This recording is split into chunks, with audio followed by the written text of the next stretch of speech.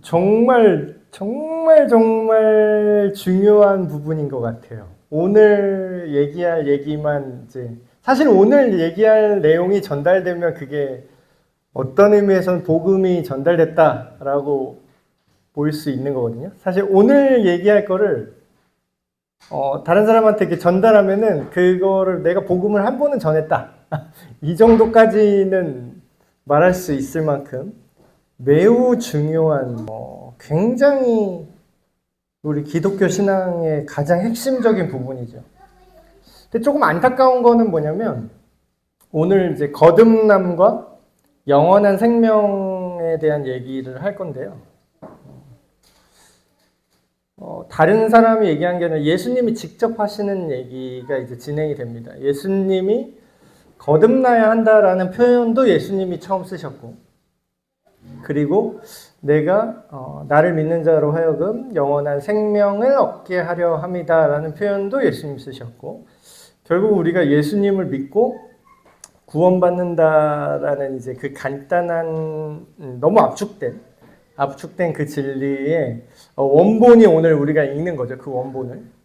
그래서 이거를 잘 씹고 잘 소화하셔서 정말 하나님 안에서 새로운 존재로 다시 태어난다라는 게 뭔가. 근데 그냥 간단히 말하면 이게 결국 예수님을 믿는다는 건데 제대로 믿는 사람이 없으니까 사실 이제 그런 표현까지 쓰더라고요. 미국 교회는 뭐 이런 현상이 더 오래됐겠죠. 우리나라 교회보다 역사가 더 기니까. 그래서 미국 교회도 이제 썬데이 크리스찬 이런 표현을 씁니다. 그 뭐냐면 그냥 일요일 날 와서 자리 예배에 앉았다 가는 사람을 말하는 거예요. 근데 썬데이 크리스찬 또 뭐 다른 말로 하면 좀 벤치 워머? 여기 의자 이게 벤치라고 하잖아요. 의자를 대폈다 가는 사람이라는 거지. 그래서 그런 식으로 실제로 신앙이 없는데 실제로 진짜로 내가 그리스도인이다. 내가 정말 예수를 나의 그리스도로 믿고 내가 예수를 따르겠다. 이렇게 사는 게 아니라 그냥 어떤 여러 종교 중에 하나의 종교 생활을 하겠다. 이런 사람들을 이제 썬데이 크리스찬 벤치워머라고 합니다. 근데 이제 우리나라에도 있겠죠. 그래서 하도 그러니까 사람들이 근데 이제 본인들은 문제는 그걸 몰라요. 본인들은 당사자는 이제 본인이 이제 교회에 적을 두고 출석을 하는 사람들은 대다수의 사람들이 이제 자기가 이게 물어보면은 너는 크리스찬이니? 이렇게 물어보면은 I'm 크리스찬 다 크리스찬이라고 한다는 거예요. 왜냐면 나는 기독교적인 세계관에 동의를 하니까. 심지어는 교회 출석 안 하는 사람도 너 크리스찬이니 하면은 자기는 크리스찬이라고 해요. 그러니까 교회에 출석하는 것과 뭐 예수를 믿는 게 별개라고 생각하는 건진 몰라도 근데 이제 내막을 하도 파보니까 그런 사람들 중에 진짜로 예수님을 성경이 말하는 예수님을 믿어서 더 정확히 말하면 회심하고 여태까지 자기가 하나님 없이는 유지될 수 없고 존재할 수 없는 절망적인 그런 죄인이라는 것을 절감하고 그거를 돌이켜서 자기의 삶의 방식을 돌이켜서 다시 예수님을 붙드는 그 회심, 그 회개라고 하죠. 회개하고 복음을 믿으라. 근데 회개한 적이 없는 거예요, 사람들은. 회개한 적은 없는데 교회는 다니는 거지. 그럼 이게 이제 현대 교회에서만 이루어지는 기형적인 현상이거든요. 그 성경 시대는 이런 일이 불가능해요. 성경 시대는 안 믿고 교회에 출석하는 게 불가능하고요. 믿어야 교회가 되는 시스템입니다. 시스템이라기보다는 문화였죠. 왜냐하면 믿으면 죽여버리니까. 사회 구조가 예수를 믿는다면 죽이는 시대부터 이게 복음이 시작됐잖아요. 그러다 보니까 어때요? 믿는 사람만 교회가 되는 거예요. 교회에 출석을 하는 거예요. 교회 모임을 하는 거예요. 믿는 사람만. 근데 이제 현대는 이 믿는 것과 어떤 교회 문화 이게 분리되기 시작해서 그래서 이제 미국에서도 이제 하도 이제 다 개나 소나 다 I'm Christian, 자기는 다 크리스찬이라고 얘기를 하니까 구분이 안 되잖아요. 그래서 이제 그런 말이 유행하기 시작했어요. Are you born again Christian? 그러니까 우리나라 말로 말하면 당신은 거듭난 그리스도인이 맞습니까? 라고 물어보는 거예요. 다시 두 번 물어보는 거죠. 그러니까 오늘 거듭난다라는 건 무슨 뭐 특별히 무슨 뭐 더 큰 은혜를 받아서 등급이 높은 그리스도인, 뭐 상급 1등 그리스도인 이런 식으로 계급을 나누는 게 아니라 거듭난 그리스도인만이 진짜 그리스도인입니다. 이게 정석이에요. 거듭나지 않으면 하나님 나라를 볼 수 없다, 이따 얘기하겠지만. 그래서 오늘 이 얘기는 우리가 진짜 교회가 되어가는데 필수적인 말씀입니다.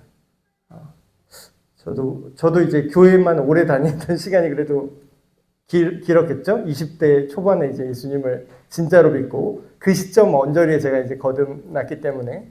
그래서 그 이전까지는 사실 이런 부분에 대해서 인식을 못했던 것 같아요. 만약에 그 청소년기 이럴 때 제가 이 니고데모처럼 예수님께 어떤 이런 거듭남에 대한 진정한 믿음과 그냥 교회에만 왔다 갔다 하는 사람의 차이를 알았다면 더 빨리 예수님을 이제 받아들일 수 있었을 텐데 그런 시간들이 우리 에베네셀 교회나 또 이 영상을 보시는 모든 사람들 그리고 여러분 주변에 아직 예수님을 믿는다는 게 뭔지 거듭난다는 게 뭔지 구원받는다는 게 뭔지 그런 개념이 이제 잘 없으신 분들한테 물론 강요하라는 건 아닙니다. 강요하라는 게 아니라 그냥 믿는다는 건 이런 거야 라고 얘기는 해줄 수 있는 거잖아요. 그러니까 남이 물어볼 때 너 예수 믿는다며? 그게 뭐냐? 그러면은 사실 예수를 믿는다는 건 예수님을 믿는다는 건 그냥 단순히 교회만 왔다 갔다 한다는 문제가 아니야.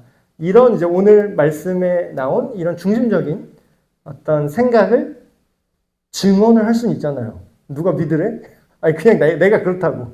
내가 그런 경험을 했고 내가 성경에서 그런 진실을 발견했다고요. 그리고 내 얘기를 할 수는 있잖아요. 그러니까 그리고 요즘 문화가 어떤 면에서는 좀 좋은 게 되게 서로 생각을 무조건 다 존중하라는 또 문화잖아요. 그래서 요즘은 강요만 안 하면 부드럽게 내 생각은 이래 이렇게 얘기하면 생각보다 폭력적으로 그걸 거절하는 사람은 없습니다.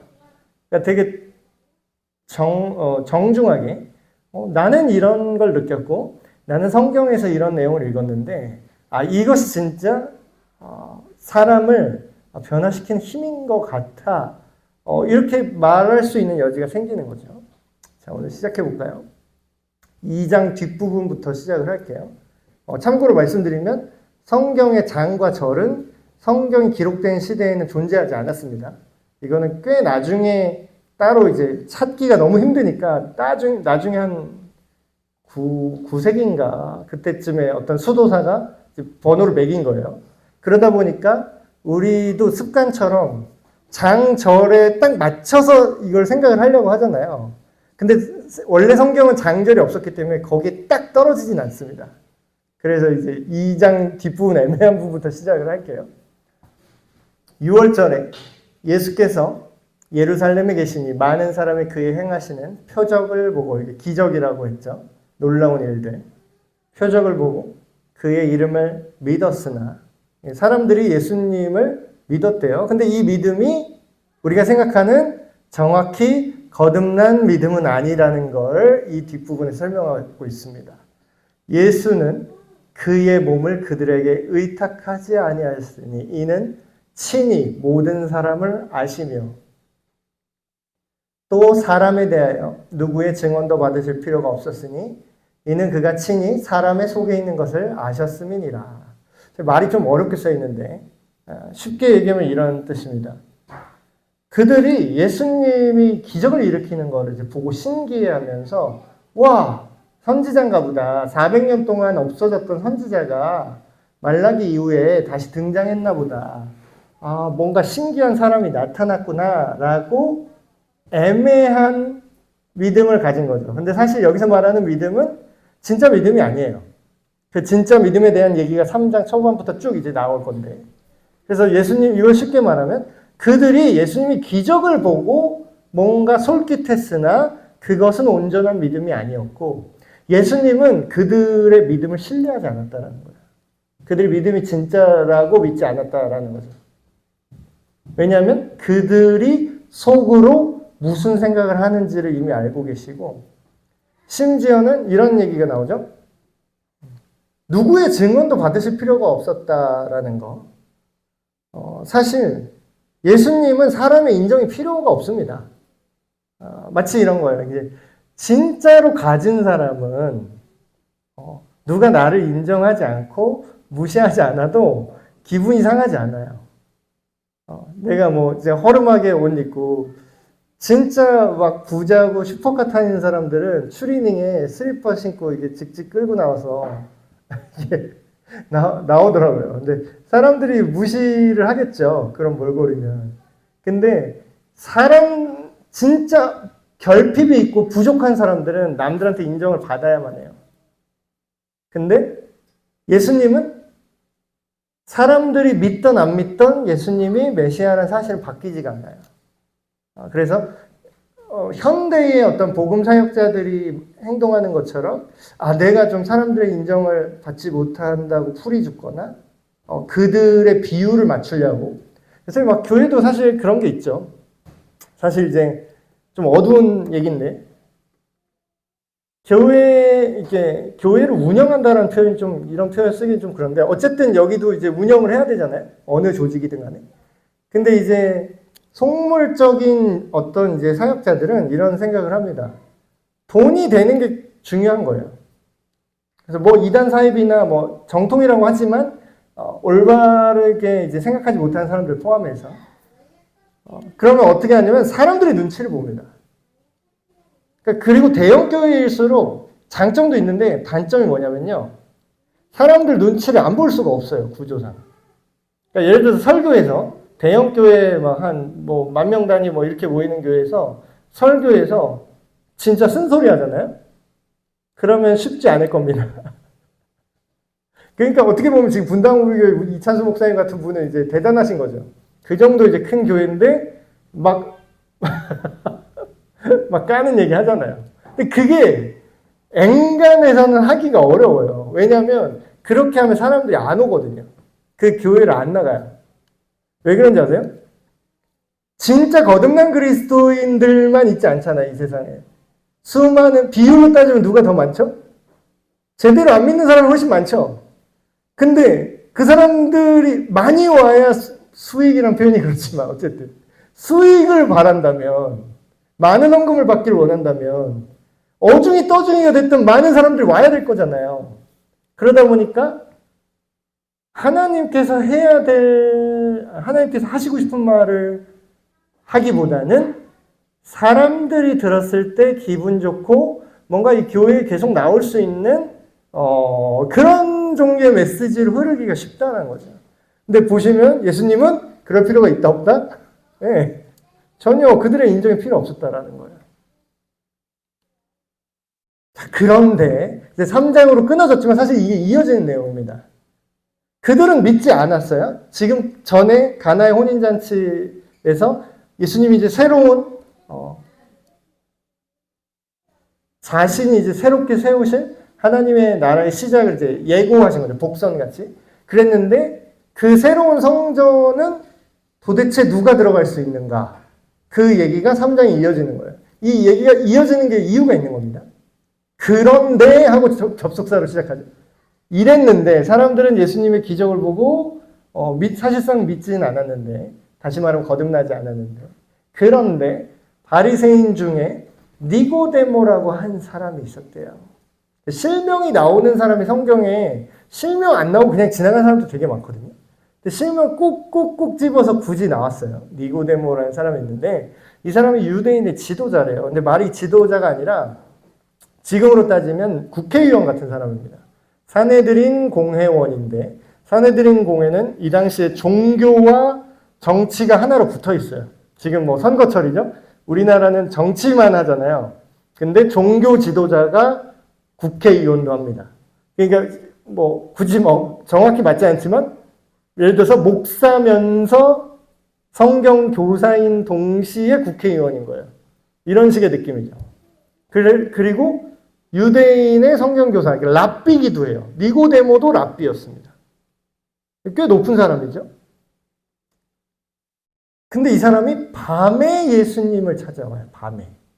예수께 왔어요. 이르되 랍비여 우리가 당신 하나님께로부터 오신 선생인 줄 아나이다. 하나님이 함께 하시지 아니하시면 당신이 행하시는 이 표적을 아무도 할 수 없음이니이다. 앞에 말했던 사람이랑 좀 비슷하죠.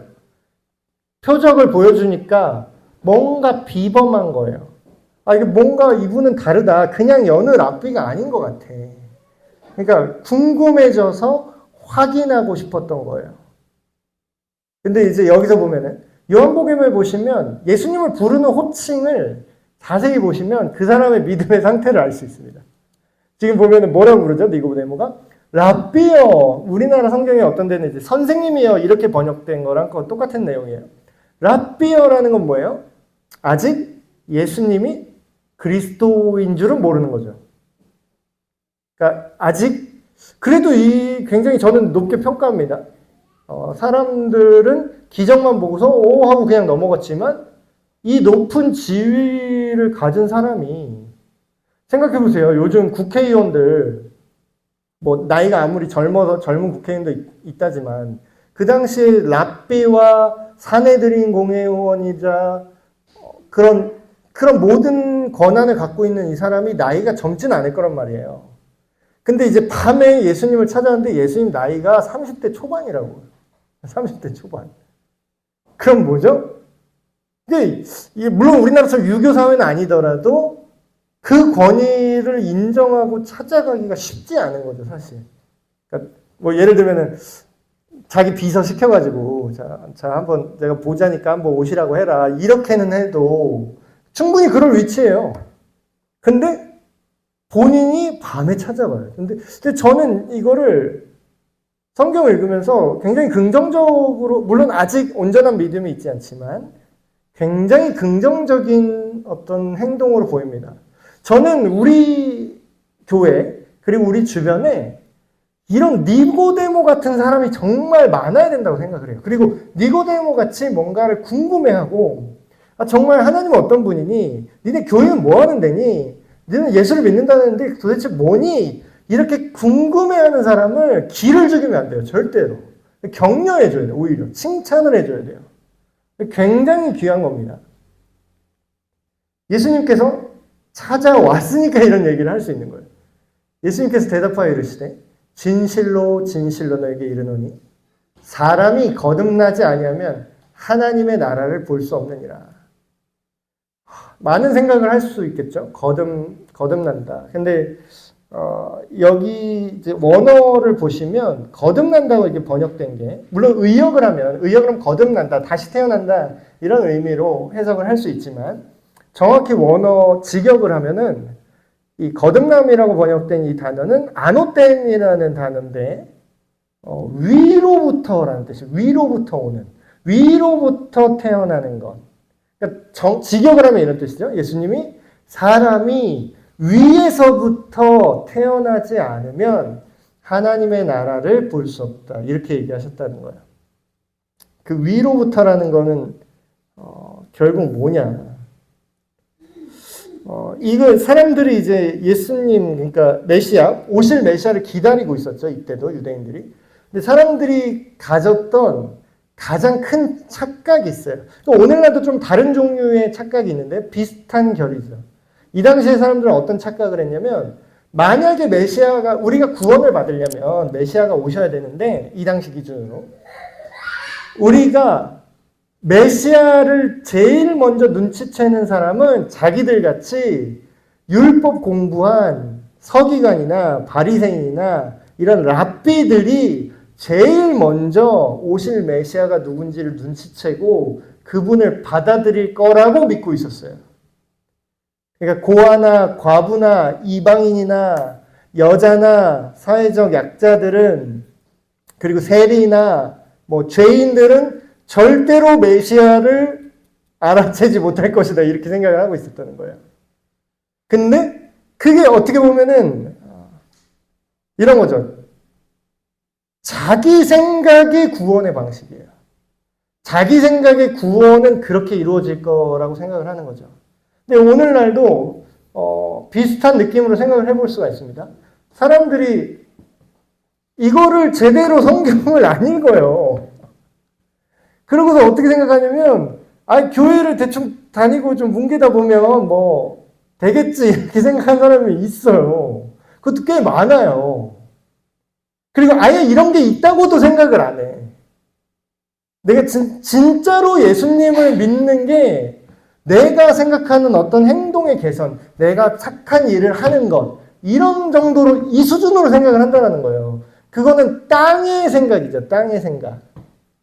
근데 뒤에서 얘기하겠지만 또 하늘의 생각을 네가 이해하지 못할 것이다 이렇게 얘기하시는데, 그래서 오늘날도 교회 안에 사실 정통 기독교라고 하는데도 거듭남이라는 거, 물론 이제 거듭남이라는 단어를 꼭 쓰진 않지만 보통 이제 예수님을 믿는 거, 뭐 회심하는 거 여러 단어를 쓸 수도 있어요. 근데 성경에 나타난 거듭남이라는 얘기를 교회 안에서 중요하게 생각하지 않고 확인하지 않고 그냥 교회에 열심히 나오고 헌금 잘 내면 잘 믿고 있겠거니 하고 그냥 넘어가다 보니까 그런 빈틈이 생기고, 그런 빈틈들을 뭐 여러 가지 사실 이단들이 생겨나는 건 기존 교회가 제대로 성경 전체적으로 이해하지 못하는 어떤 허점이라고 할까요? 그거를 이제 파고드는 경우가 굉장히 많거든요. 그래서 거듭남의 비밀이다라고 마치 대단히 기존 교회는 모르던 엄청난 진리를 아는 것처럼 이제 뭐 얘기하고 막 광고하고 뭐 어디 뭐냐 무슨 뭐 잠실 체육관 빌려서 자기네 집회하고 그러는데, 사실 거듭남이라는 거는 예수님 때부터, 그러니까 제자부터 이어진 복음의 핵심이에요. 그러니까 제대로 된 예수님을 믿는 교회라면 기본적으로 알고 있는, 기본적으로 믿고 이해해야 되는 가장 중요한 진리죠. 근데 안타까운 건 그걸 정작 기존 교회에서 강조하지 않고 가르치지 않고 그냥 넘어가다 보니까. 근데 요즘은 좀 많이 좋아진 것 같아요. 새가족 교육하면 예수님 믿는 거에 대해서 이제 다시 나의 어떤 공로나 나의 어떤 열심이 아니라 내가 회심하고 내가 예수님 아니면은 내가 살 수 없는 존재임을 정말 믿음으로 받아들이는 것, 믿어지는 것, 그런 것들을 이제 요즘 교회, 좀 제대로 된 교회 새가족반은 그런 거를 다 가르칩니다. 물론 가르친다고 다 믿게 되는 건 아니에요. 그러나 이게 있는지조차 모르면 당연하게도 가능성은 제로겠죠. 그러니까 지난번에 한번 얘기한 것 같아요. 뭐 천국 열쇠 얘기하면서 주일 설교 때. 그러니까 우리가 안 알려주면은 가능성은 제로예요. 제로라고요. 모르는데 어떻게 믿어요? 이런 게 있는지도 모르는데, 지금 이제 니고데모가 그걸 경험하는 거잖아요. 이게 거듭난다는 이 개념을 자기는 지금 자기 사내들인 공회원인데, 종교 지도자 그룹인데 지금 처음 들어본 거예요. 니고데모가 이러대. 사람이 어떻게 두 번 태어날 수가 있냐라는 거죠. 어떻게 하늘에서 다시 태어난다는 게 뭔 얘기냐. 생각이, 그 개념조차 들어본 적이 없는 거죠. 예수께서 대답하시되 진실로 진실로 너에게 이르노니 사람이 물과 성령으로 나지 아니하면 하나님의 나라에 들어갈 수 없느니라. 결국은 이제 우리가 구원이라는 거를 굉장히 여러 각도로 성경은 설명하고 있습니다. 어떻게 보면 이제 하나님의 나라에 들어간다라는 표현, 좀 장소적인 표현을 쓰긴 했는데, 하나님의 나라, 완전한 하나님의 법이 다스리는 그 장소이자 그 상태. 굉장히 다양한 풍성한 개념이에요, 이거는. 단순히 죽은 다음에 가는 장소뿐만이 아니라 하나님의 나라는 지금도 우리가 누리는 거예요. 예를 들어서 제가 지금 예수님을 믿지 않으면, 온전히 믿지 않으면, 제가 다른 말로 하면 이 표현 들으면 거듭나지 않았으면요, 저는요 하나님의 나라를 지금 누릴 수 있는 가능성이 없습니다. 이게 무슨 뜻이냐면, 하나님의 나라라는 건 뭐냐면 하나님처럼 느끼고 보고 듣고 생각하는 거예요. 자꾸 죽은 다음에 가는 하나님 나라만 강조하니까 전도가 되게 힘이 없어지는 거예요. 예수 믿고 천국 가 이러면은 나 죽으려면 아직 멀었어, 이런 얘기가 나오는 거죠. 근데 천국에 가는 장소적 개념뿐만 아니라 하나님 나라를 누리는 그 상태에 내가 들어갈 수 있느냐 없느냐 요거를 생각한다면 하나님처럼 선함이 내 안에 열매가 맺게 되고 하나님처럼 내가 사랑이 많아지게 되고 그 자체가 엄청난 행복이라는 거예요.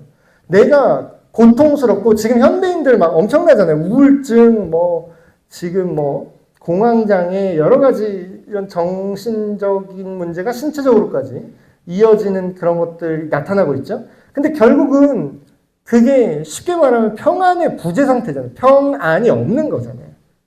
성경적으로 말하면 우리 안에 샬롬이 깨진 거잖아요. 샬롬이 없는 거잖아요. 지금. 평화가 없는 거잖아요. 근데 하나님의 나라가 내 안에 임했다는 거는 내가 예수님을 따름으로 인해서 예수님의 생각과 예수님의 마음에 내가 설득되면서 내가 그렇게 변화되어가는 지금 현존하는 과정부터 시작이라는 거예요. 그런데 그렇기 위한 시작 단계가 뭐냐? 사람이 하늘로부터, 그러니까 위로부터 다시 태어나야 된다. 그러면서 힌트로 또 이런 얘기 하죠. 물과 성령으로 태어난다는 거예요. 그러니까 똑같은 얘기인데 다른 각도로 계속 얘기하십니다.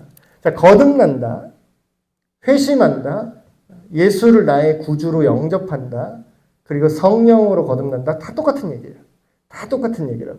그러니까 이거 어느 하나 용어만 가져와서 막 우리만 이거의 비밀을 발견했다 이런 거는 되게 웃긴 얘기고. 자, 보세요. 물과 성령이라는 게 결국 뭐냐? 이거를 원어적 표현을 보면은 물과 성령으로 읽을 수도 있지만 물, 즉 성령 이렇게도 이해할 수 있거든요. 근데 이제 이거를 이제 또 혼란스러우시면 이렇게 생각하면 딱 정확합니다. 지금 예수님이 누구랑 얘기하고 있죠?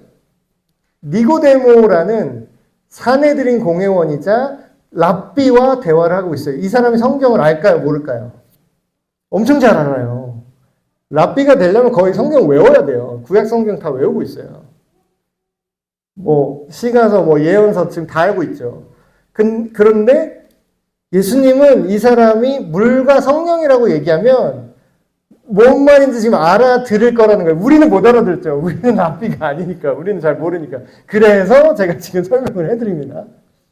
자, 여기 보시면 에스겔 36장 25절에서 27절을 보시면 에스겔 선지자가 예언을 합니다. 근데 제가 옛날에 우리 에베네스 교회에서 제가 설교 한번 한 것 같아요. 이 본문 가지고. 기억하실지 모르겠지만 거기에 이런 표현이 있습니다. 내가 너희에게 그날에 맑은 물을 뿌려서 너희를 깨끗하게 하고 내가 새 영을 너희에게 주겠다. 그리고 내 영을 너희 속에 두어서 너희가 나의 법을, 정확히 말하면 성경에 나의 율례와 규례라고 써 있습니다. 근데 그게 쉽게 말하면 하나님의 의도, 하나님의 율법이죠. 하나님의 법. 그것을 지킬 수 있도록 내가 해줄게. 이렇게 예언합니다. 근데 이 생명의 법, 성령의 법이라고 얘기하죠. 나의 영이라고 하니까 이건 성령이잖아요. 하나님의 영이잖아요. 근데 그 법은 결국 뭐냐? 사랑의 법이에요. 사랑의 법. 예수님이 얘기한 거 율법을 지키게 한다는 거잖아요. 에스겔 표현을 하면. 근데 예수님이 율법을 딱 두 문장으로 요약해 주셨죠. 자, 율법의 핵심은 이거다. 율법의 엑기스는 이거야. 하나님을 사랑하고 그 사랑으로 우리 이웃이 서로 사랑하게 되는 것이다. 끝. 이 안에 모든 율법이 다 담겼다. 이렇게 얘기해요. 예수님이. 그럼 이게 무슨 얘기예요? 이게 물로 뿌려 깨끗하게 한다는 거는 상징이죠. 이후에 이게 세례로 우리가 표현했는데 세례를 하는 게 이걸 상징하는 거예요. 사실. 일종의 퍼포먼스죠. 이걸 기억하게 하는. 물로 뿌려 깨끗하게 하고 새 영을 하나님이 주시고 여기서 말하는 새 영은 내 영입니다. 하나님이 나한테 빙의한다는 게 아니에요. 내 영이 새롭게 되는데 그 안에 어떻게 한다? 성령님도 하나님의 영도 같이 들어와서 함께 산다는 거예요. 그 얘기를 하는 거예요. 지금 예수님이. 물과 성령으로 다시 태어난다라는 얘기를 했을 때 야, 이 사람아, 너 에스겔 알지? 이 구절 알지? 이거 내가 갑자기 태어나서 내가 예언자랍시고 내가 지금 없는 얘기 하는 게 아니야. 이미 에스겔 선지자의 입을 통해서 하나님께서 이미 이걸 예고하신 그 일이야. 맑은 물을 뿌려서 정결케 하고 새 영과 새 마음을 주는데 하나님의 영이 직접 우리 안에 올 거래, 그날에. 근데 그래서 우리가 다시 태어나야만 하나님의 나라를 우리가 누릴 수가 있어. 이게 구원입니다, 여러분. 이게 구원이에요. 육으로 난 것은 육이요, 영으로 난 것은 영이니. 육신적인, 이제 우리가 신체를 갖고 있잖아요. 그래서 육체로 탄생을 생각을 할 수밖에 없지만, 영적인 거는, 육신을 갖고 있지만, 또 다른 우리가 되게 하죠. 그러니까, 영이 죽었다라는 표현을 이제 많이 쓰는데, 성경에 보면 그런 표현이 나옵니다. 이거를 뭐 되게 어렵게 말하면 굉장히 어렵게 말하시는 목사님도 있고 막 신학자도 있는데 저는 그냥 좀 일반인들이 알아듣기 쉽게 하는 게 최고라고 생각을 해요. 그래서 이 얘기도 쉽게 얘기하면 영이 죽었다라는 건요, 하나님을 인식하고 느낄 수 있는 그 영역이 기능하지 않는다는 뜻입니다. 그게 제가 지어낸 말에 성경에 나와요. 그들이 하나님을 떠남에 그들이 영적인 존재가 아니라 육신이 된다. 육체만 남아있다라는 표현이 나와요. 그런 건 실제로 말이 어렵죠? 이렇게 얘기하면. 근데 실제로 우리가 사는 세상을 보세요. 하나님 없이 살아가는 이 세상의 문화가, 물론 그 중에는 더 윤리적인 사람이 있죠. 안 믿는 사람 중에. 근데 전체적인 방향성을 보자라는 거예요. 하나님 없는 사람이 전체적으로 어느 방향으로 살아가고 있는가. 전체적으로 윤리와 도덕이 점점 세워지고 있습니까? 점점 파괴되고 있습니까? 엔트로피 법칙 같은 거예요. 가만 냅두면 절대로 깨끗해지지 않아요. 그냥 가만 냅두면 무조건 더러워지는 쪽으로 가요. 근데 영이 새롭게 나야 된다는 거죠. 내가 너에게 거듭나야 하겠다 하는 말을 놀랍게 여기지 말라. 바람이 임의로 불매. 내가 그 소리를 들어도 어디서 와서 어디로 가는지 알지 못하나니 성령으로 난 사람도 다 그러하니라. 제가 이 구절을 진짜 좋아하거든요. 제가 왜 8절을 좋아하냐면 옛날에 예나 지금이나 마찬가지인 것 같아요. 이 우리가 믿고 거듭난다라는 거 있잖아요. 정말 구원받는다라는 거 정말 중요한 문제인데 이게 신앙에서 굉장히 중요하다 보니까 이거를 너무 중요하게 생각하는 나머지 어떤 일을 하는 사람이 생기냐면 요거를 딱 공식으로 만들려고 하는 사람들이 굉장히 많이 생겨요. 예를 들면 한때 유행했던 거. 그 자체가 나쁜 건 아닌데 그 방법에 얽매여 있는 건 굉장히 위험하거든요. 예를 들면 이제 옛날에 영접기도. 자, 영접기도문이라고 이렇게 이거 따라 하세요. 자, 나는 죄인입니다. 예, 나는 죄인입니다. 예, 예수님이 나를 위해서 십자가에 죽으셨습니다. 자, 따라 하세요. 죽으셨습니다. 뭣도 모르고 따라 해. 그래서 저는 이제부터 마음을 열고 예수님을 나의 구주로 받아들이는 구주가 뭔 뜻인지 몰라요, 이 사람은. 구원자의 주인이라는 개념도 몰라요. 근데 따라 하니까 따라 하는 거예요. 그래서 자, 따라서 예수님의 이름으로 기도합니다. 아멘. 아멘. 거듭났습니다. 거듭났을까요? 그런 식으로 구원받게 하려면 내가 진짜 전 인류를 구원할 수도 있을 것 같은데. 5만 원씩 주고 왜 따라 읽으라고 하지? 5만 원 주면은 다 따라 읽을걸요? 근데 이제 물론 이제 영접 기도문 자체가 문제라는 건 아니에요. 근데 그거를 따라 하라고 그런다고 해서 그 사람이 정말로 회심을 할지 안 할지 마음이 굳어져 있어서 뭔 헛소리요 하고 갈지 그거를 우리가 통제할 수 없다는 거예요. 근데 우리가 그러니까 이런 생각이 굉장히 중요합니다. 물론 우리가 복음을 전할 때 어떠한 내용이 최소한으로 포함되어야 되는가 필수적인 복음의 필수 요소를 우리가 알고 이해하고 설명할 수 있는 건 굉장히 중요해요. 근데 그거를 그대로 공식처럼 한다고 그 사람이 정말 구원받느냐? 그건 별개의 문제라는 거예요. 그래서 지금 니고데모에게도 이 사실을 이제 전달을 했어요. 거듭남이 뭔지에 대해서 예수님이 얘기를 했는데 이게 그냥 인위적으로 다 믿어지는 것이 아니라 성령으로 다시 태어나는 거라고 했잖아요. 지금 거듭남이. 하늘로부터 하나님께서 주신 성령님이 깨닫게 하시고 믿어지게 하시는 그 회심하는 역사로 인해서 내가 이게 받아들여지는 거예요. 믿어지는 겁니다. 정확한 표현으로. 내가 믿기로 결정했다라는 건 사실 진짜 믿는 거라고 보기 어려울 수 있어요. 믿어지는 게 사실에 더 가깝죠. 그래서 이 얘기가 정말로 귀중한 얘기예요. 바람이 어디서 부는지 아는 것처럼. 그래서 저는 옛날에 막 그 어떤 사람들이 막 너 몇 날 며칠 몇 시에 구원받았어? 막 이게 구원 공식처럼 말하고 뭐 구원받은 결단의 그 시점을 모르면 뭐 구원받은 게 아니다 막 그런 얘기를 할 때 저는 이 말씀이 굉장히 강하게 그런 이상한 생각으로부터 보호해 줬던 것 같아요. 이런 거 몇 날 며칠 몇 시에 내가 구원받은지 정확히 물론 알 수도 있어요. 뭐 그 어거스틴 고백록 이런데 자기 참회록 이런 거 보면 자기가 처음 예수님 믿고 거듭났던 그런 간증이 이렇게 써 있거든요. 회고록 같이. 거기에 자기가 그때 마음이 완전히 녹아내리고 나는 예수 그리스도께 항복했다 이렇게 표현할 수 있어요. 그러니까 자기가 그걸 알 수도 있어요. 근데 그걸 아는 것 자체가 구원의 조건은 아니에요. 그거를 이렇게 저는 이렇게 받은 면이거든요. 그래서 소위 이게 교회를 먼저 다니신 분도 있잖아요. 모태신앙이라고 모태교인이 맞는 표현이죠. 엄마 뱃속에선 신앙을 가질 수가 없으니까. 모태교인으로 산 사람 거의 전 준 모태교인인데 정신 차려 보니까 이제 한 5살 때부터 교회에 다녔으니까. 그런 사람들에게는 이 말씀이 정말로 큰 위로가 됩니다. 왜냐하면 그런 사람들은요, 정확히 내가 막 드라마틱하게 그런 안 믿다가 갑자기 회심한 사람처럼 막 꿈에 갑자기 예수님이 막 나타나고 막 날 쳐갖고 눈이 안 보이게 하고 바울처럼 막 그렇게 만나지 않은 사람들에게는 내가 이 복음의 진리를 듣고 교회 생활을 하다가 어느 순간인가 내가 예수님 없으면 답 없는 죄인임을 깨달았구나. 근데 정확히 언젠지는 몰라요, 그걸.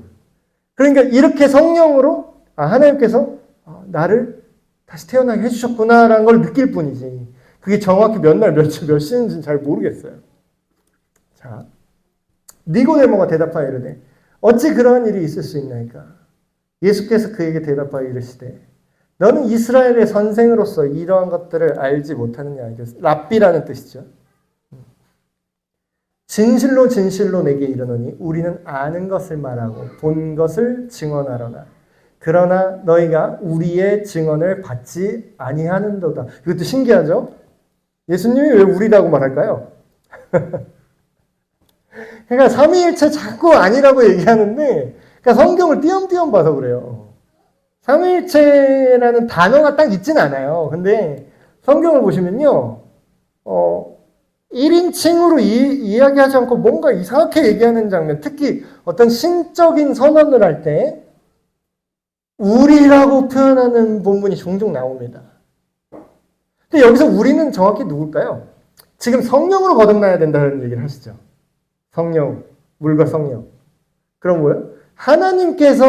성부 하나님께서 지금 이 구원의 길을 알려주시려고, 여시려고 지금 그 아들 예수 그리스도를 보냈는데 그 보내신 예수 그리스도께서 지금 뭘 얘기하죠? 네가 성령님의 감동으로 네가 믿어야 한다. 네가 거듭나야 된다. 진짜 하나님의 자녀로 다시 태어나야 된다. 네가 하나님을 네 삶에 도움을 주는 존재로, 그런 보조적인 존재로 하면 좋고 아님 말고 이런 식으로 하는 게 아니라 아예 네 삶을 완전 뒤집어 엎고 예수님께 모든 삶을 고정하고 그 기준으로 예수님처럼 생각하고 예수님처럼 느끼고 그렇게 살아가는 삶으로 살아내야 돼 라고 누가 얘기하고 있다는 거예요? 지금 예수님 혼자 말하는 거지만 아버지와 아들과 성령이 알고 계신 거를 직접 보고 계신 그 구원의 큰 그림을 지금 증언한다는 거예요. 근데 아까 전에 직접적으로 복음을 이전에 전한 게 성경에 기록이 안 되어 있는지 했는데 사람들이 안 믿었는지 모르겠지만 어쨌든 너희가 여기서 말하는 너희는 그런 어떤 종교 지도자를 말하는 것 같아요. 사내들인 공회원이거나 바리새인 서기관 같은 사람들. 그 당시에 이제 자기가 메시아를 제일 먼저 눈치챌 수 있을 거라고 확신했던 사람들. 그런 사람들이 오히려 뭐라고요? 성부, 성자, 성령의 증언을 받아들이지 않고 있다는 거예요. 굉장한 아이러니죠. 굉장한 역설입니다. 그래서 성경에 보면은 높은 자는 낮아지고 낮은 자는 높아질 것이다. 그리고 그런 낮은 자와 멸시당하는 자, 그런 부끄러워하는 자들을 들어서 자기가 높다고 생각하는 자들을 창피하게 만들어줄 거다. 그런 모습이 많이 나오죠. 그래서 실제로 예수님의 복음을 눈치채는 사람들은 오히려 막 어부, 막 세리, 그 당시 기준은 범죄자예요. 그냥 이완용 같은 애들이에요. 그냥 나라 팔아먹는 새끼들이야, 쉽게 말하면. 그런 애들이 예수님을 먼저 만나요. 그러니까 이게 신기하죠? 내가 땅의 일을 말하여도 너희가 믿지 아니하거든. 하물며 하늘의 일을 말하면 어떻게 믿겠느냐. 아까 제가 말씀드린 그런 내용이죠. 이게 그 이단들이나 사이비들이 제가 굉장히 기분 나쁜 표현이 있어요. 뭐만 하면은 당신의 그거는 뭔가 잘못됐습니다. 그러면은 이런 식으로 얘기해요. 되게 짜증나게. 뭐라고 얘기하냐면 어허 네가 하늘의 비밀을 네가 어찌 알겠느냐 막 이런 식으로 얘기해. 짜증나게. 이거는 하늘의 비밀한 진리라서 너가 그런 땅에 생각하는 놈들은 깨닫지 못해. 우리 선생님께서는 깨달으셨다. 그러니까 내가 신이다, 뭐 나는 신이다 그런 이제 다큐멘터리 나오는 거잖아요. 이상한 짓 하고. 근데 이거는 그런 식으로 이단 사이비가 말하는 것처럼 뜬구름 잡는 것처럼 자기인의 주장을 그냥 하늘의 일이다 이런 식으로 얘기하는 게 아니라요. 정확하게 표적이 있어요. 자, 여기서 말하는 땅의 일은 뭐냐면요. 하나님, 아까 제가 말씀드린 것처럼 하나님이 원래 주신 말씀들이 있어요. 근데 그런 것들을 그 하나님의 말씀을 어떻게 생각한다고요? 인간의 생각으로 해석을 해요. 인간의 기준으로 적용을 시킵니다. 그 당시 유대 랍비들이 성경을 몰랐을까요? 정말 잘 알아요. 막 외운다니까. 근데 그 사람들이 하나님의 계획과 하나님의 관점이 아니라 그걸 자기 마음대로 해석해요. 대표적인 건 이렇게 해석하는 거죠. 유대인의 왕이다. 메시아는 유대인을 구원하시고 그 옛날의 율법이 유대인이 아닌 이방인들과는 결혼하지도 말고 상종하지 말라고 우리가 모세 시대에 배웠으니까 유대인들만 구원할 거다. 근데 이건 율법을 지금 잘못 해석한 거죠. 그때 모세가 했던 모세를 통해서 주어졌던 율법이 왜 그렇게 주어졌을까요?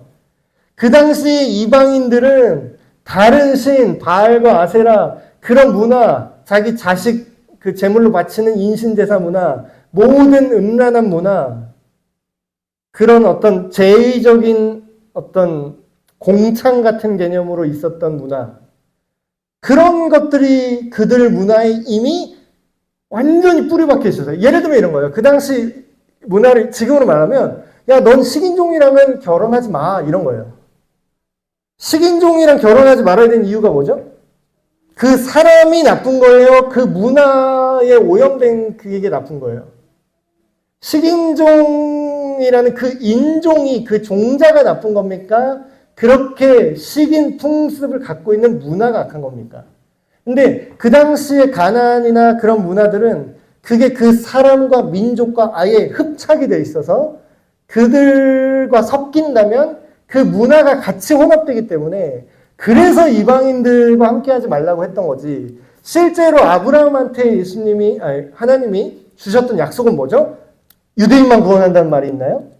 그런 말 없어요. 너를 통하여 내 백성을 통하여 모든 민족과 모든 열방이 식인종 포함해서 사마리아인 포함해서 가나안 사람도 포함해서 다 구원을 받게 하겠다라는 게 하나님의 계획이에요. 근데 이거를 지멋대로 해석해서 자기 민족 구원 종교로 만들었어요. 그게 땅의 일이래요. 이런 게 예를 들면 땅의 일이라는 거예요. 땅의 일들에 이제 매여 있는데 보세요. 하나님 나라의 관점은 뭐죠? 이제부터 새로운 성전을 내가 이룰 거야. 근데 그 성전은 눈에 보이는 성전이 아니라 성령님께서 직접 니네 안에 오시는 진짜 성전이야. 근데 그게 어떤 방식으로 이루어지냐? 니들이 생각하는 것처럼 유대인, 뭐 특정 인종, 민족, 성별, 뭐 개인의 마일리지라고 할까요? 개인의 어떤 하나님한테 공들인 정도? 그런 걸로 이루어지지 않는다라는 거예요. 그러니까 이게 이 당시는 엄청난 혁신이에요. 하늘의 일이죠. 그러니까 하나님의 구원의 방법이죠. 근데 이걸 아직도 모르는 사람이 있어요. 아직도. 오늘날의 이 하늘의 일은 뭡니까? 예, 더 크게 완성됐어요. 예수님을 믿을 때에 우리가 속부터 바뀌는 거예요. 속부터. 우리 겉을 옛날에 막 교회에서 막 그런 얘기 했잖아요. 막 열심히 하다 보면 믿음이 생겨. 매우 정확하지 않은 말입니다. 물론 진짜 얻어 걸린 것처럼 교회에서 막 교회에 있는 시간이 길어지다 보니까 교회에서 뭐 봉사하고 일 많이 하다 보니까 교회에 있는 시간이 길어지다 보니까 진짜 얻어 걸린 것처럼 뭐 성경적인 얘기를 그래도 많이 듣고 복음을 그래도 많이 들을 기회를 얻어서 얻어 걸린 것처럼 믿어지는 경우가 있어요. 근데 역사적으로 교회가 그런 식으로 생긴 적이 없어요. 열심히 봉사를 하다 보면 믿음이 생긴다는 말은 좀 위험한 말이에요. 그리고 요즘 마인드는 그렇게 하면 하지도 않아요. 왜 여기서 봉사를 해? 안 믿는 사람이 여기서 봉사할 것 같아요? 안 믿는 청년 교회 왔는데, 야, 너 청년이지? 야, 너 어리니까, 야, 일 좀 해라. 막 어린 시키면 해. 이러면 할 것 같아요? 그 교회가 죽어요, 그러면. 교회 미래 없어요, 그러면. 근데 뭐가 먼저냐면, 개인이 봉사를 하고 이런 게 먼저가 아니라, 네가 봉사를 하든 말든 그게 중요한 게 아니라, 성령님께서 너에게 예수가 너를 위해 죽으셨다는 걸 알게 하실 거라는 거예요. 하늘에서 내려온 자, 곧 인자 외에는 하늘에 올라간 자가 없느니라. 여기서 말하는 하늘은 또 성경 좀 아시는 분은 이거 보면 그거 뭐 저 에녹도 올라가고 뭐 엘리야도 하늘 올라가고 다 올라가는 거 아니에요? 또 이런 사람 나오죠. 근데 이제 여기서 말하는 하늘은 하나님께서 계시는 장소 내지는 상태를 말합니다. 원어를 보면은 우리가 이 하늘, 스카이 이 하늘이 아니에요. 이 하늘색이다, 이 하늘이 아니라 어떤 영적인 세계로서의 하늘입니다. 하나님의 그 존전이 거기 있다, 하나님의 보좌가 거기 있다 할 때 그 하늘이에요. 그렇다는 건 에녹도 못 올라갔고 에녹도 못 가봤고요. 엘리사도 못 가봤어요. 하늘에서 내려온 자, 그 하나님 계신 하늘에서 내려온 존재라는 거예요. 예수님이 곧 인자, 사람의 몸으로 오신 하나님 외에는 하늘로 올라간 자가 없다. 모세가 광야에서 뱀을 든 것 같이 인자도 들려요. 그러니까 이게 듣는 사람이 지금 성경을 잘 알고 있는 사람이다 보니까 다 안다고 생각하고 그냥 얘기를 합니다. 예수님이. 근데 우리는 해석이 필요하죠? 자, 이 내용이 뭐냐면요. 민수기 21장에 보면은 모세가 이스라엘 백성들을 히브리인들을 이집트에서 탈출시키죠. 탈출시키고 광야에서 훈련받습니다. 하나님한테. 근데 거기서 이제 불평불만 하잖아요. 또 불평불만하고 뭐 하나님 어쩌고 막 어쩌고 막 그래. 근데 그때 이제 심판이 오죠. 근데 이게 상징입니다. 어떤 사람은 이렇게 봐요. 하나님 쪼잔하네. 그거 좀 불평했다고 죽여버리냐 사람을. 그게 아니라요. 그게 인간이 지옥 가는 거를 그걸 보여준 거예요. 인간이 하나님이 모든 걸 주셨죠. 생명도 주시고 호흡도 주시고 이 땅도 주시고 물도 주시고 자원도 주시고 부모도 주시고 자녀도 주시고 뭐 오늘 밤 잘 때도 주시고 내 입으로 또 주셨네. 우리 엄마가 줬는데요. 니네 엄마는 누가 만들었을까? 계속 전 할 말이 있어요. 근데 그런 거에 감사하지 못하고 하나님께 불평불만하는 것 자체가 이미 천국이 아닌 마음 상태입니다. 아까 하나님 나라가 뭐라 그랬죠? 하나님의 그런 통치를 받으면서 평안하고 샬롬한 상태라고 그랬죠.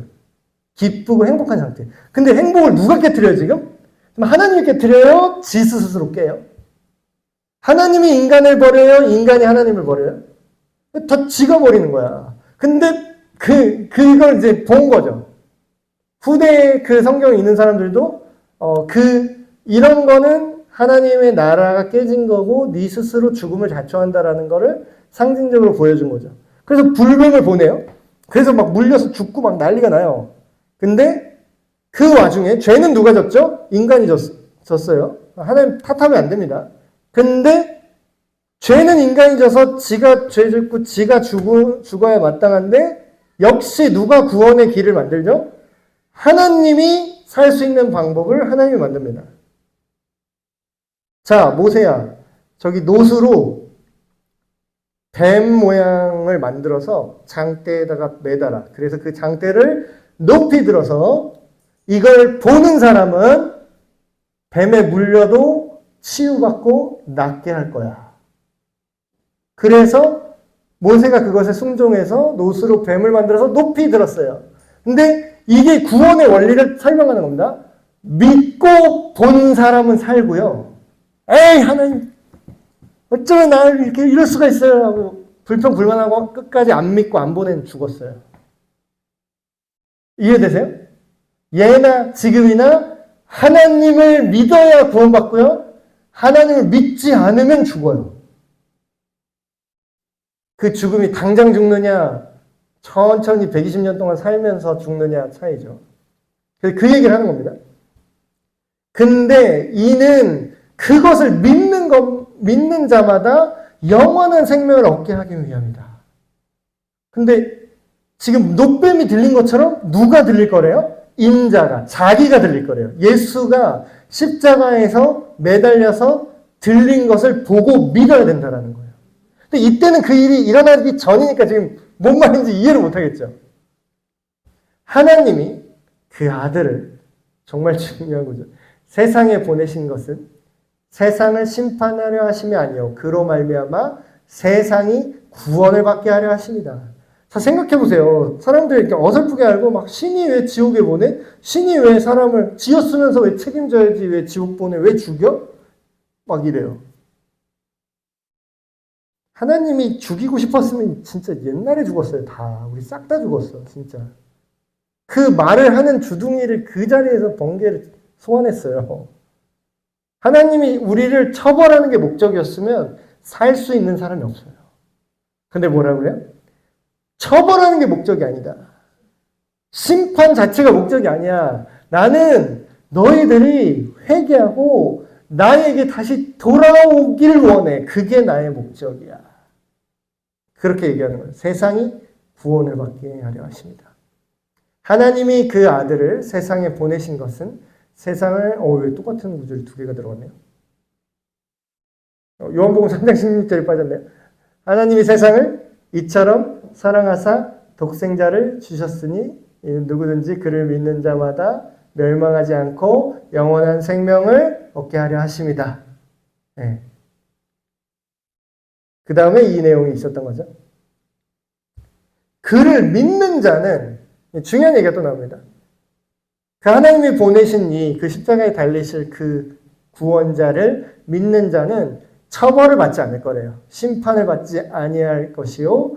믿지 않는 자는 하나님의 독생자의 이름을, 예수님을 말합니다. 예수님을 믿지 아니함으로 벌써 이미 심판을 받은 거다라고 완료형으로 얘기를 끝내버려요. 이상하지 않아요? 우리는 죽은 다음에만 지옥 가는 거 아닌가? 제가 여기 예시를 써놨습니다. 여러분, 믿지 않는 그 삶의 시간 자체가요, 이미 형벌을 받고 있는 거예요. 어떤 면에서. 자, 제가 예를 들었는데, 만약에 유일한 해독제예요. 이게 유일한 해독제라고 생각해 보세요. 유일한 해독제예요. 지금 제가 독에 걸렸어요. 질병에 걸렸어요. 뭔가 감염됐어요. 근데 나을 수 있는 유일한 방법이 요걸 마시는 거야. 근데 자기가 이걸 해독제를 안 믿어요. 아, 이건 필요 없어 이러는 거예요. 아, 몰라, 이거 먹는다고 낫지 않아. 나는 그냥 이대로 좋아하면서 계속 이러고 있는 거야. 아파. 나 죽네. 막 이러고 있어요.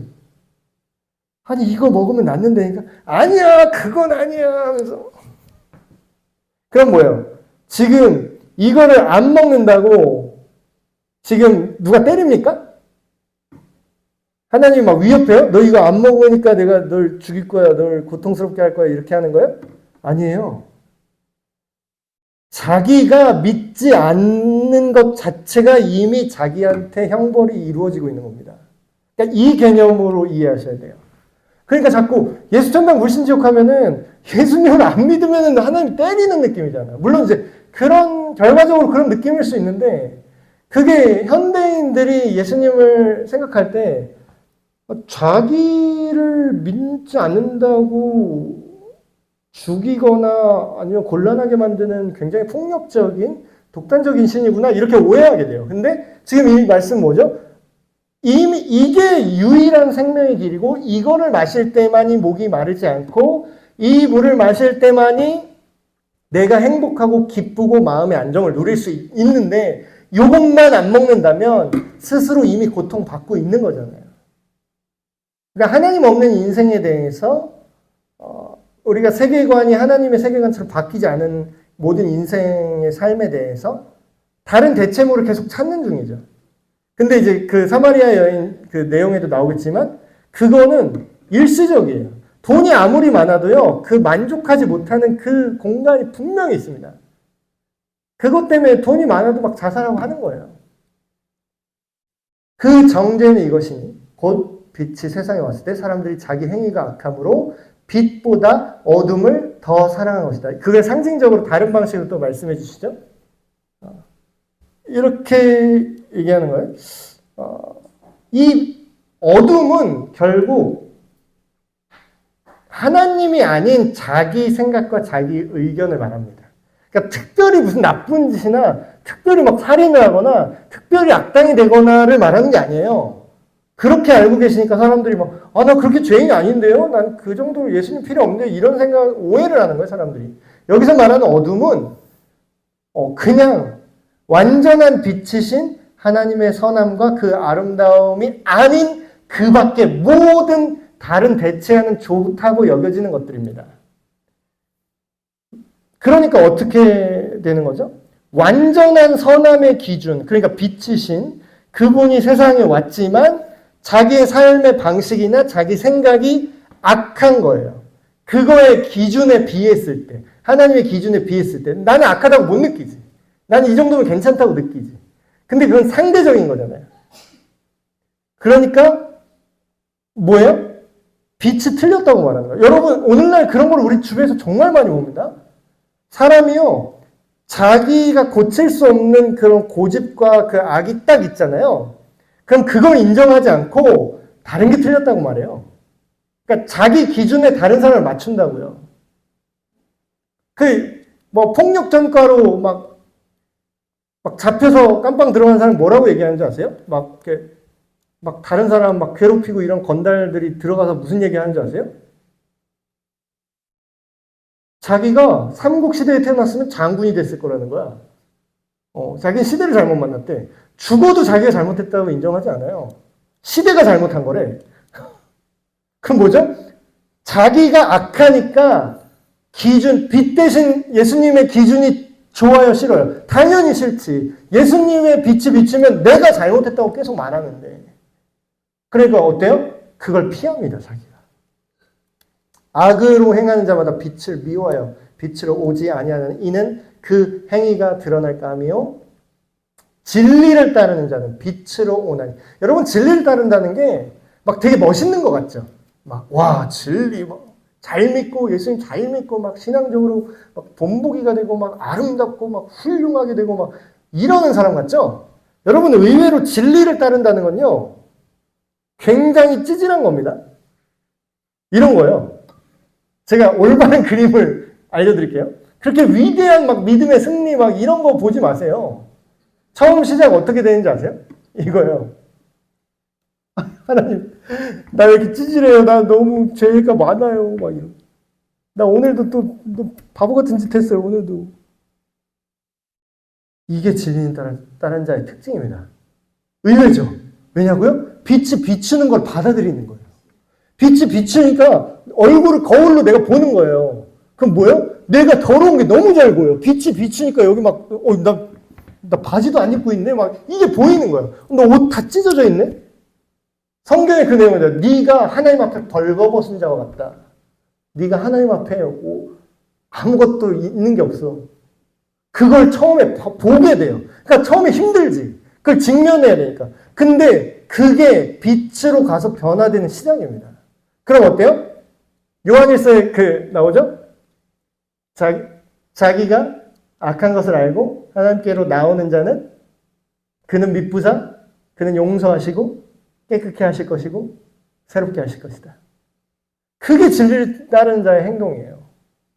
그 행위가 그렇게 살다 보면 어떻게 돼요? 자기의 어둠이 점점 날아가고 자기의 실제 행위가 하나님의 안에서 사는 것처럼 동화돼서 점점 변화를 받아 새롭게 되는 거죠. 오늘 여기까지 21절까지 말씀 받았는데 오늘 두 가지 기도 제목으로 함께 기도했으면 좋겠습니다. 첫 번째는 거듭남이죠. 종교적인 열심이나 어떤 행동이 아니라 성경이 말하는 대로 예수님이 직접 말씀하신 대로 우리의 어떤 지적인 깨달음, 우리의 어떤 결단, 내가 오늘부터 믿기로 했습니다. 이게 아니라 내가 정말 하나님 없이는 인생에 답이 없는 정말 죄인이구나. 내가 이렇게 살아도 괜찮다고 생각했는데 이것이 쌓이고 쌓였더니 이 작은 오차들이 쌓이고 쌓였더니 이 세상의 악한 구조가 만들어질 수밖에 없었구나. 내가 항복합니다. 내가 이거를 하나님 앞에 돌아갑니다. 내가 절망하고 예수님만 붙드는, 예수님을 믿는 이 성령님께서 위로부터 다시 새롭게 하시고 다시 태어나게 하시는 이 거듭남을 우리가 경험하고 그 안에서 살게 해주십시오.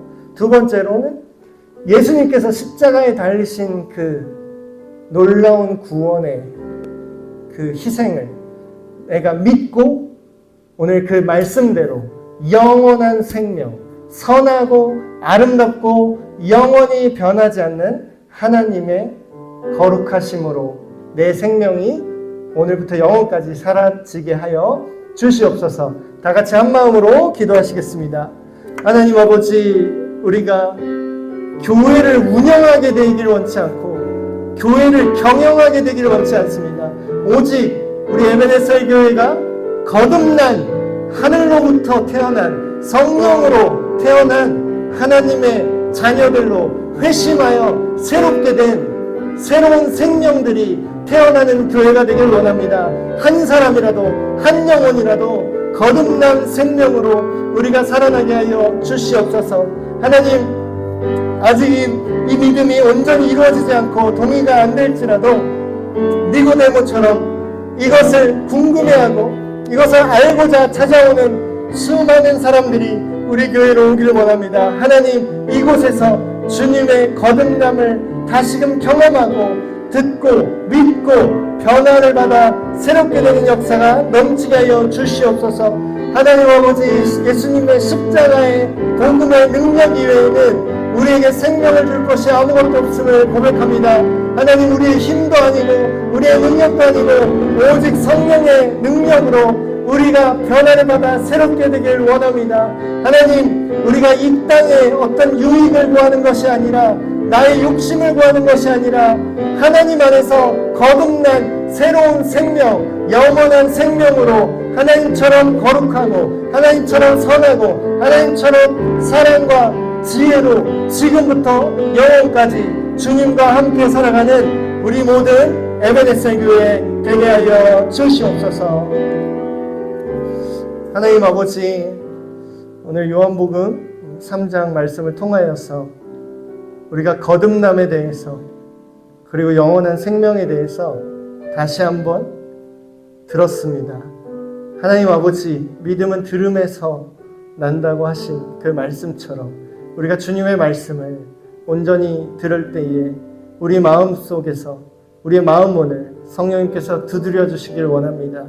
우리 마음 속에 이미 거듭난 하나님의 자녀들이라면 더욱더 이 귀한 진리에 감동하게 하시고 그 사랑의 능력으로 우리 주변 사람에게 증언하게 하시고, 혹여 아직 주님 안에서 온전한 거듭남을 이루지 못한 자들이 있다면 니고데모처럼 마음을 열고 예수님 앞에 나와서 예수님의 말씀을 듣고 예수님의 뜻에 설득당하는 귀한 능력의 역사가 있게 하여 주시옵소서.